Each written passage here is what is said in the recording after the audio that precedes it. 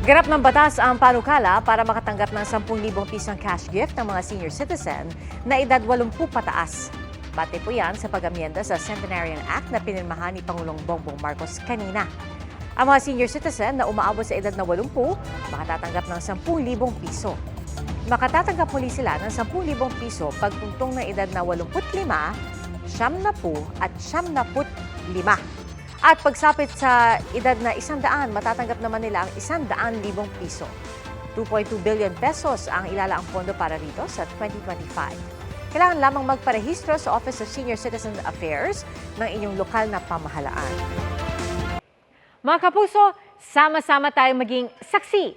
Mag-subscribe sa GMA Integrated News sa YouTube at para sa mga kapuso abroad, samahan niyo kami sa GMA Pinoy TV at sa www.gmanews.tv.